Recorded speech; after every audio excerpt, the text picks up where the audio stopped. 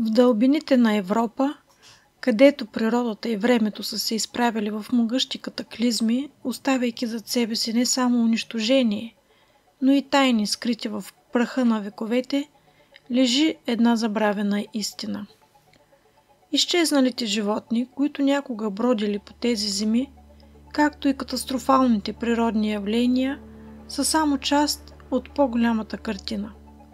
Тези събития не били просто случайни явления.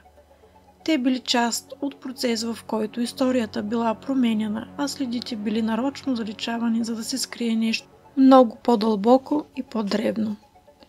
Влиятелните историци и хронолози от средновековието и Ренесанса не били склонни да позволят на историите на света да бъдат представени в техният автентичен вид. Вместо това те наложили своите теории за историческа датировка, които макар и доминиращи, оставили много неизяснени въпроси. Научните заключения, предлагани от наложените в онези времена светила, формирали основата на съвременната западна историческа наука, но оставяли без отговор истинската същност на нашия произход. Каква част от историята ни беше изгубена и защо?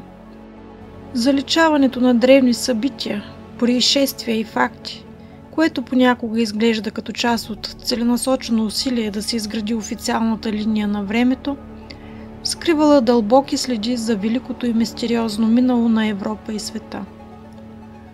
Но в отговор на тези манипулирани събития, стотици изследователи и учени от различни области започнали да оспорват тези традиционни теории.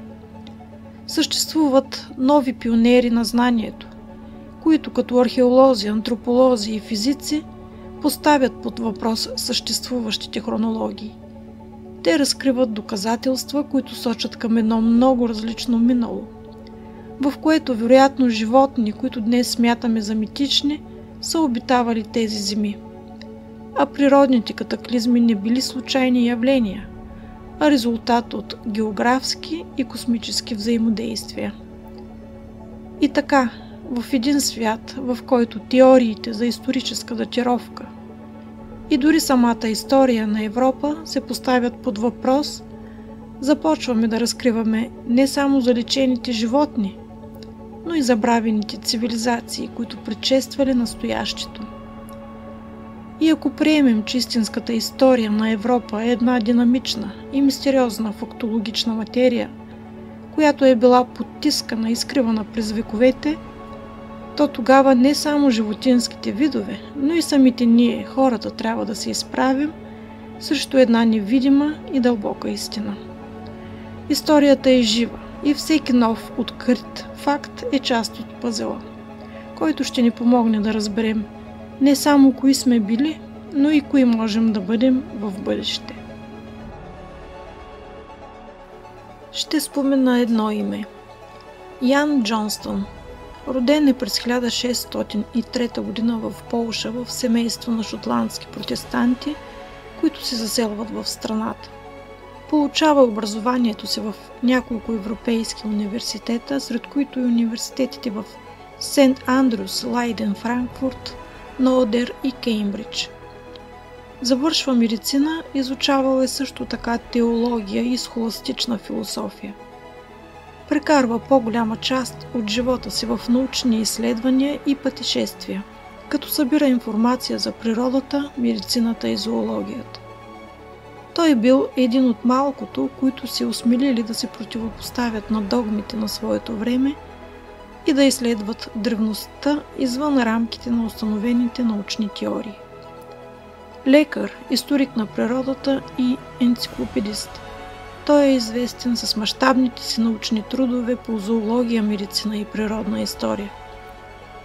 Джонстън е привърженик на емпиричната философия, според която цялата наука е резултат от обработка на информацията от човешкия ум, което става на база на опита. В основния си труд "Постоянството на природата" от 1632 г. разглежда понятието прогрес като характерна особеност на развитието на науката и изкуствата. Застава против ортодоксалната религиозна концепция хилиализъм, за това, че светът неизбежно ще става по-лош. Подчертава сериозната необходимост от опит и умозаключение в развитието на науката. Според него цялото мироздание е неразделно от живота, а човекът е един малък космос, в който се отразява устройството на целият свят. Той написва 6 отделни тома енциклопедия на животните, която представлява най-ползваният наръчник по зоология до появата на труда на Карл Линей – систематика на животните. В енциклопедията се събира и обобщава всички тогавашни зоологически познания, като я пише така, че да е разбираема за широката публика. Придружена е от многобройни илюстрации, направени от известния за времето си гравьор Матиас Мериан. Издадена е за първи път в Франкфурт на Майн в периода 1650-1653 година. Неговата енциклопедия на животните има голям успех и е преиздадена отново през 1718 година и още един път през 1757 в Германия. В нея са представени риби, птици, четирикраки животни, змии, насекоми, мекотели, дракони и други митични животни. Като източник и доказателство за съществуването на дракони, Джонстън цитира древни автори, като Плиний Старий и Страбон. Според техни твърдения, в Африка и Индия често се срещат дракони, които се хранят с плодове и отровни растения. История Натуралис, многотомната енциклопедия по естествена история, е едно от най-добрите научни издания на своето време. Разделите, които се разглеждат в нея, са по зоология, орнитология, ихтиология, ентомология. Освен това, той пише и трактат по медицина, в който обобщава съществуващите медицински знания от древността до своето време. Описва и свойствата на растенията, както и тяхното използване в медицината. Джонстън е един от първите учени, които създават систематичен каталог на животните, включително много непознати до тогава видове. Неговите книги са преиздавани през 17 и 18 век и се ползват от натуралисти и биолози. Бил е уважаван учен в Европа, като трудовите му са оказали влияние върху развитието на зоологията и медицината. Ян Джонстън умира през 1675 година, но неговите научни приноси остават значими в историята на естествените науки. Интересното в неговите трудове е, че наред с познатите от наши дни животни, редом стоят изображенията и описанията на еднорози, мартигора или мантрагора, грифон, дракони и хидри. Ще оставя линк под описанието, където вие ще може да разгледате подробно негово архивно издание. Ето и част от личностите, от които ученият черпи вдъхновение и знания за научната си работа. Плиний Старий, който споменахме преди малко, и неговата естествена история. Римският енциклопедист описва голямо разнообразие от реални и митични същества.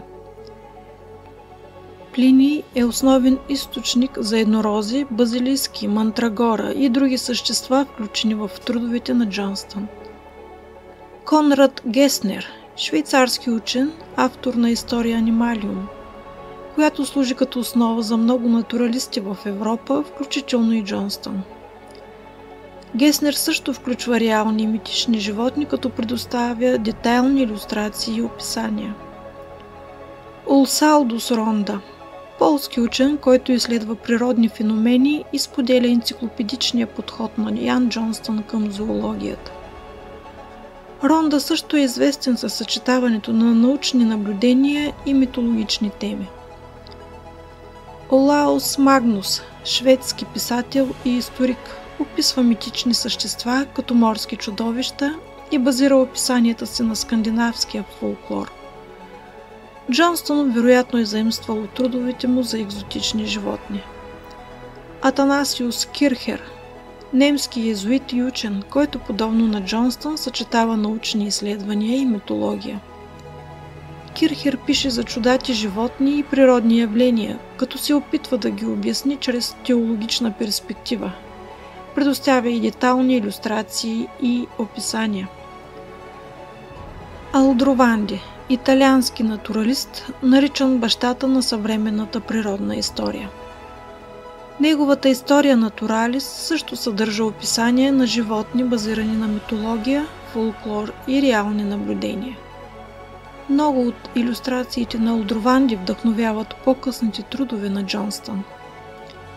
Томас Браун, английски лекар и автор, който пише за митологични и реални същества. Макар че често опровергава митовете, той споменава много от същите същества, описани от Джонстън, като еднорози, базилийски и мандрагора, допринасяйки за дискусията около тяхната достоверност. Якоб Теодор Табернемонт, германски ботаник и фармацевт, който описва свойствата на растенията и техните връзки с митични същества, като мандрагора. Ян вероятно използва неговите описания за своите трактати. Тези учени и енциклопедисти споделят подхода на Джонстън да съчетава митологията и научните наблюдения. Техните трудове не само подкрепят, но и формират интелектуалната рамка на неговите писания. Дисциплината, която се занимава с изучаването на митични, загадъчни или непотвърдени животински видове, е криптозоологията, а животните са известни като криптиди.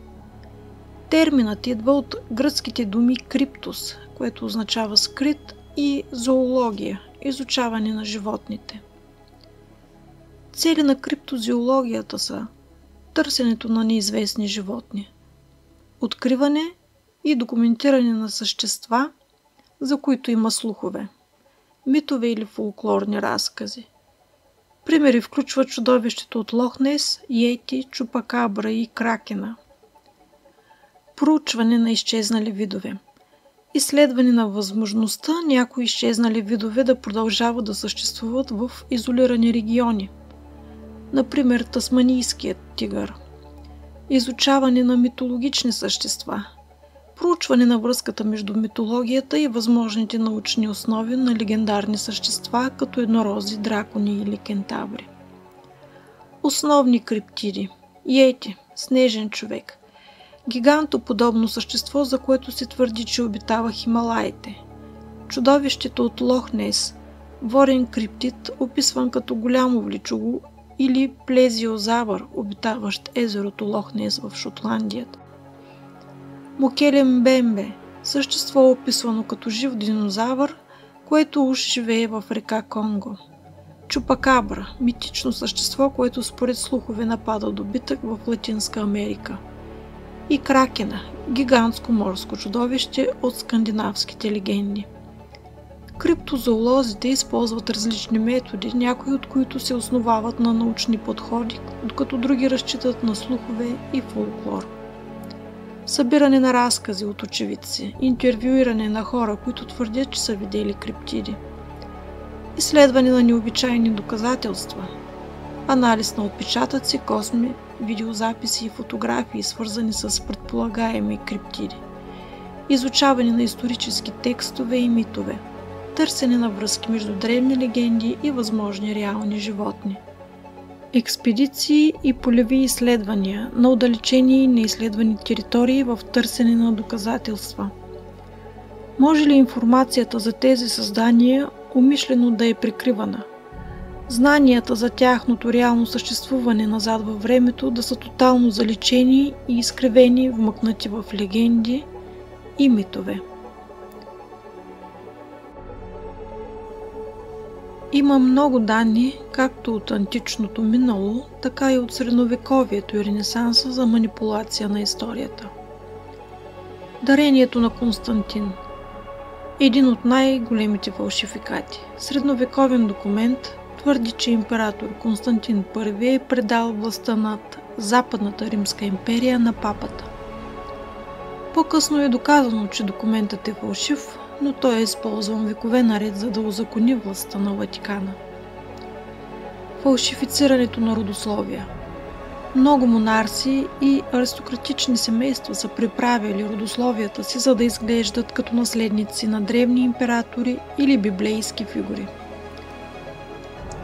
Изопачаване на древните езически традиции и знания, които са били потискани, а някои дори преобразени в християнски празници. Древните богове са превърнати в демони, а езическите обреди в забравена магия.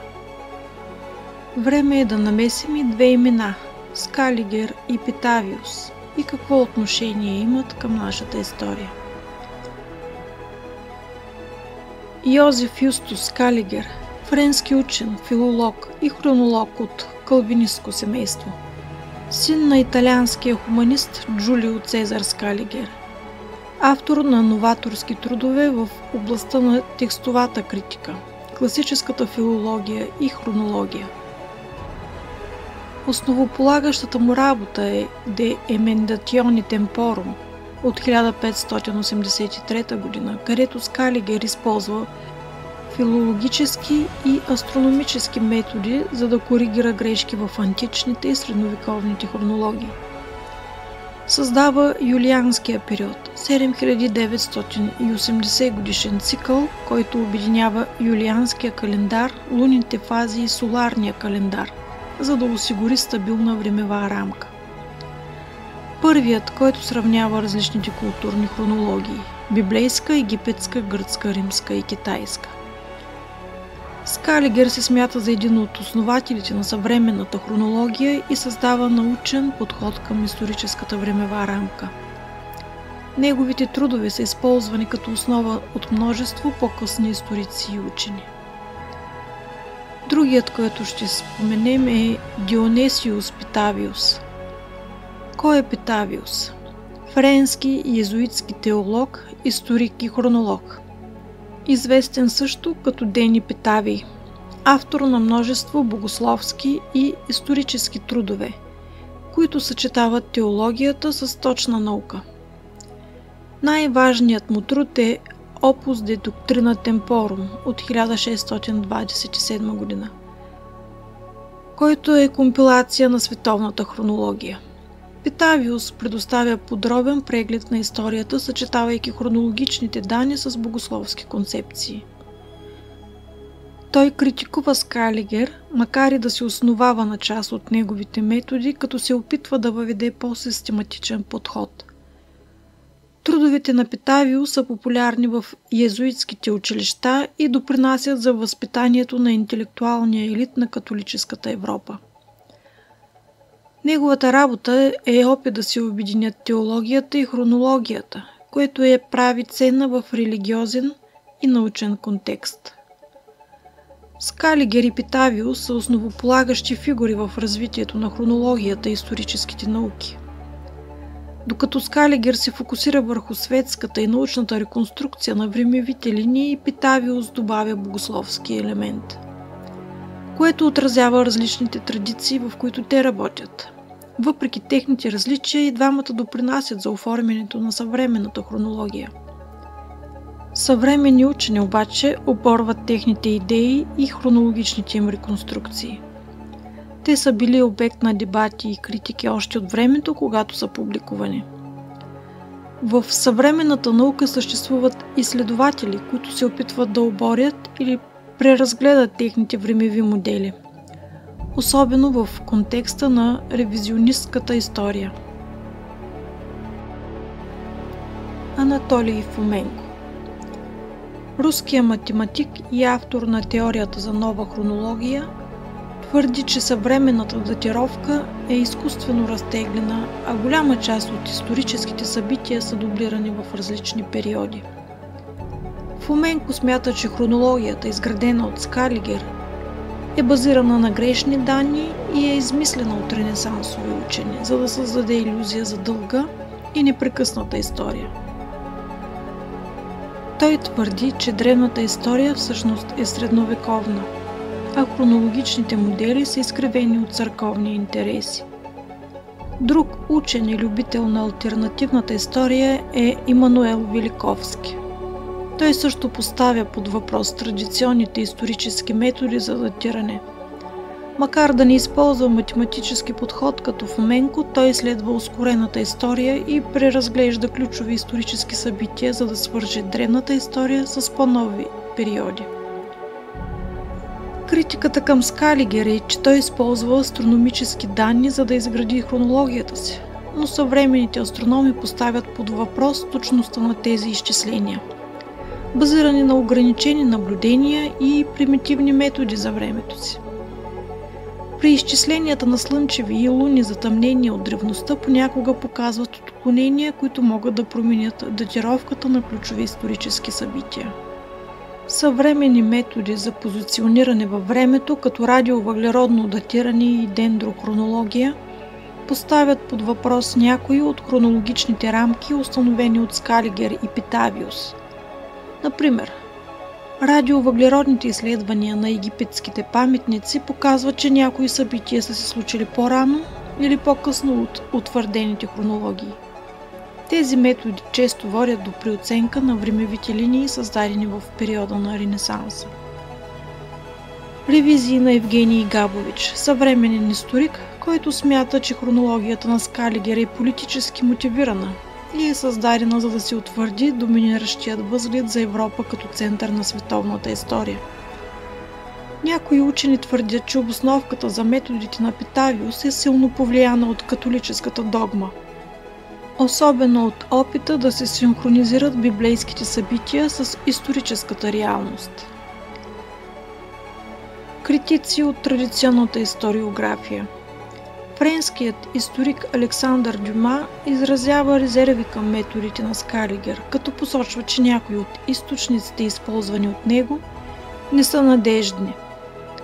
Много съвременни историци смятат, че Скалигер и Питавиус са ограничени от липсата на емпирични данни, каквито съвременната археология и наука предлагат. Въпреки че и двамата остават основополагащи фигури в историята на хронологията, съвременните научни методи и алтернативни подходи продължават да поставят под съмнение техните трудове. Ревизионистките теории, като тези на Фоменко и напредъкът в археологията и астрономията, предлагат нови начини за разглеждане на миналото.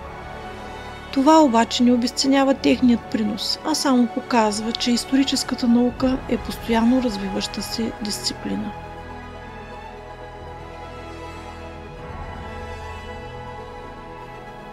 През средновековието еднородците често са изобразявани в илюстрирани ръкописи като символи на чистота и девственост. Те са свързани с християнската символика и обикновено се изобразяват в сцени, където се окротяват от девойки. Алегория на Дева Мария. Например, в ръкописа Бестиари еднорозите са описани и изобразени в детайли с техните предполагаеми характеристики. Средновековните бестиарии са богато илюстрирани книги, описващи реални и митични животни.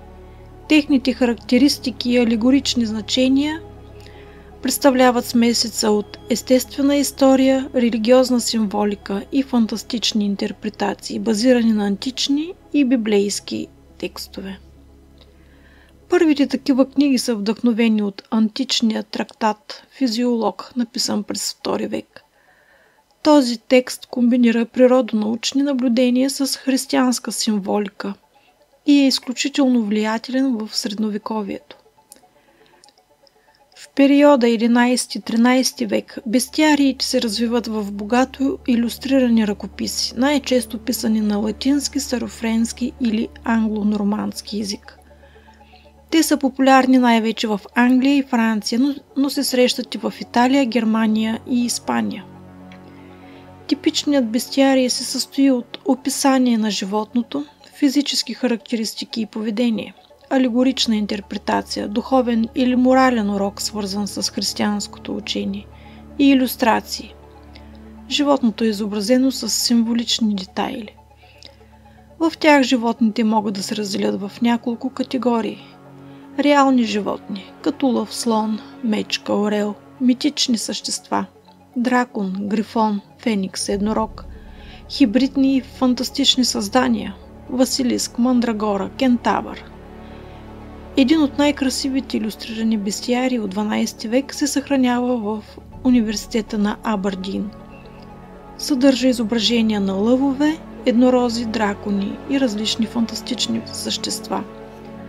Включва и подробни описания на моралните уроци, свързани с всяко животно. Следващата е Рочестър бестиария от 13 век. Създаден е в Англия, известен с изключително детайлните си миниатюри. Акцентира върху християнската символика, особено върху животни като феникса, възкръсване и пеликана, саможертва. Харлей бестиари, отново от 13 век, съхранява се в Британската библиотека. Отличава се с богати златни орнаменти и цветни изображения. Средновековните бестиарии не са просто зоологически справочници.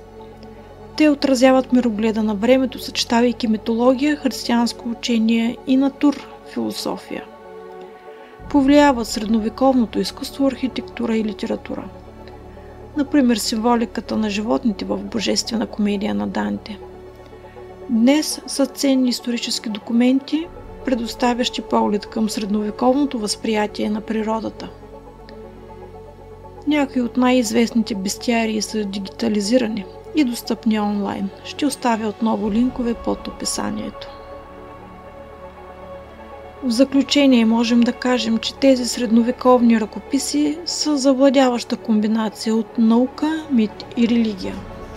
Те ни дават уникален прозорец към възприятията на природата и морала през средновековието. Те описват много реални митични същества, но някои теории предполагат, че част от фантастичните същества може да имат и основа в реални животни или изчезнали видове. Дали става въпрос за преувеличени пътешественически разкази, грешни интерпретации на вкаменелости или изгубени в миналото животни, които вероятно са били наблюдавани от древните хора и са останали като легенди? Въпросът остава отворен. Възможно ли е да се направи връзка между средновековен или по-късен катаклизъм?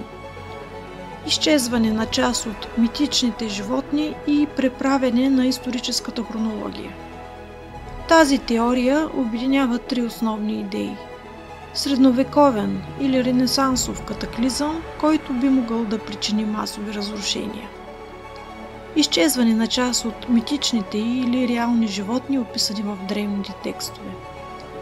Промяна в историческата хронология, която е довела до загуба или манипулация на информацията. Нека разгледаме тези аспекти по-отделно и възможните връзки между тях. Средновековен катаклизъм. Имало ли е такъв? През средновековието са регистрирани няколко мащабни катастрофи, които може да са довели до значителни промени в екосистемите и обществата. През 536 година, мистериозният тъмен период. Византийският историк Прокопий пише, че слънцето светеше като през затъмнение в продължение на година. Днес учените предполагат, че причина може да е гигантско вулканично изригване. Възможно в Исландия или Централна Америка. Последствията са масов глад, промени в климата и отслабване на много цивилизации. През 1257 година изригването на вулкана Самалас в Индонезия. Това е едно от най-мощните вулканични изригвания през последните 2000 години. Учените откриват следи от сярна киселина в ледниците на Гренландия и Антарктида. То съвпада с намаляването на населението в Европа и климатично охлаждане. Големите наводнения в Европа от 13 и 14 век. Свети Марселско наводнение 1362 година. Ураган в Северно море разрушава цели градове в Нидерландия и Германия. Голямото наводнение от 1315 година. Начало на големия глад в Европа 1315-1317 година. Довело до смъртта на милиони хора. През Ренесанса. Земетресението от 1511 година. Това земетресение, известно и като земетресението в Рим, е едно от най-разрушителните. Засегнало е не само Италия, но и по-широките територии на Европа. Засегнати са големи части от Рим и много други селища в Централна Италия, както и разрушения в Флоренция и Неапол. Наводнения също не са пощадили и земите на Европа. Земетресенията и прииждащите води през този период не само разрушават инфраструктурата, но и пораждат силен духовен и философски отзвук. Много хора възприемат тези бедствия като предупреждение от Бога или като част от предстоящи апокалиптични събития. В същото време обществото започва да се замисля за човешката уязвимост и опитите да се овладее природата, което води до значителен напредък в науката и инженерството, както и в разширяването на философските и религиозни учения.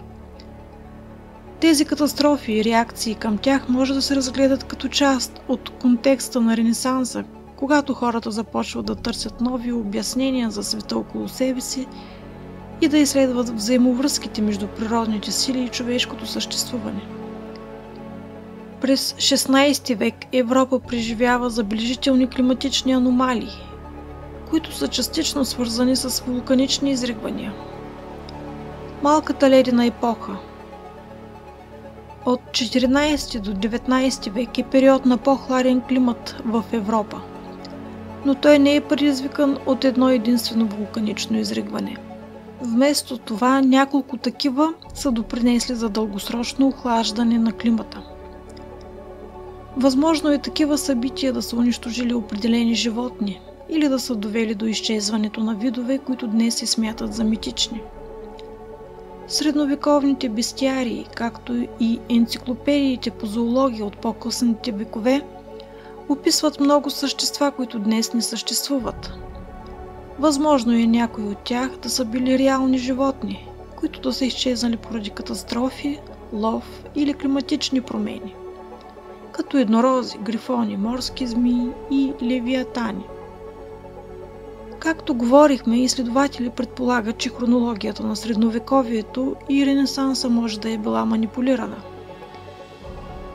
Ако някои катаклизми са били умишлено заличени или манипулирани, може би това е довело до загуба на информация за реално съществуващи същества или дори цели цивилизации.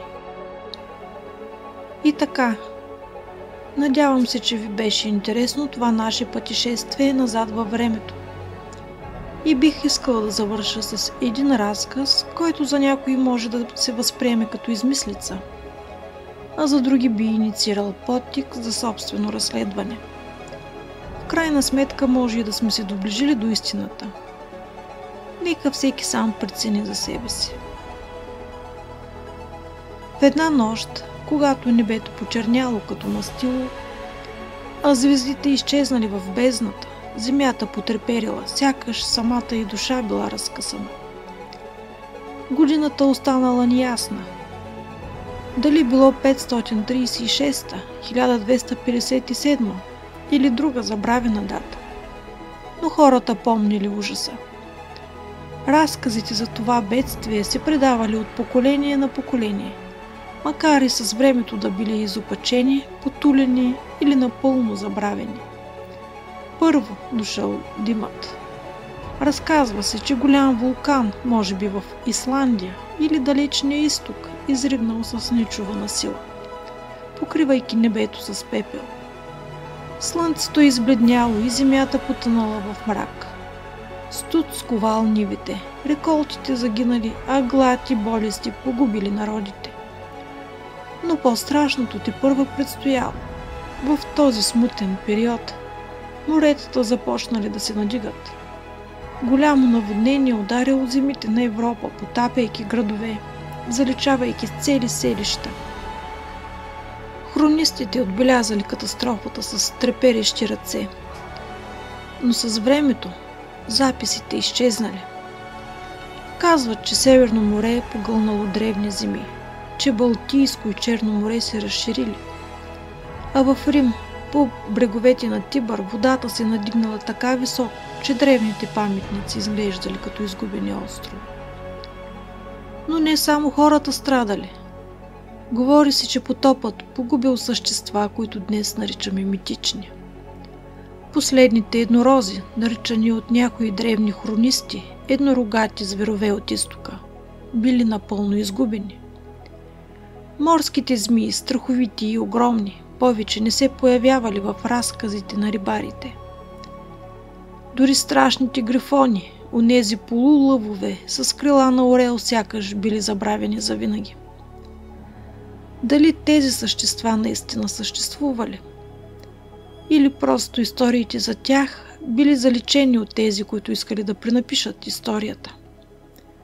С времето църковни хронисти и владетели започнали да преподреждат летописите. Векове били изместени, събития били дублирани, а някои цели периоди просто изчезнали. Историци създали нова хронология, която пренаредила миналото, оставяйки предишните истини в сенките. Някои учени по-късно ще се запитат: ами ако част от историята, която познаваме, просто не се е случила така, както ни я разказват? Така между истината и забравата, между фактите и измислицата, този старовремски потоп останал само като легенда. Но понякога, когато някой намери древна монета със странен знак, или когато изпод ледените пластове на Гренландия изплува спомен за древен метеоритен удар, започваме да се питаме: колко още истини са заровени в миналото ни? И дали някога ще си спомним истинската ни история?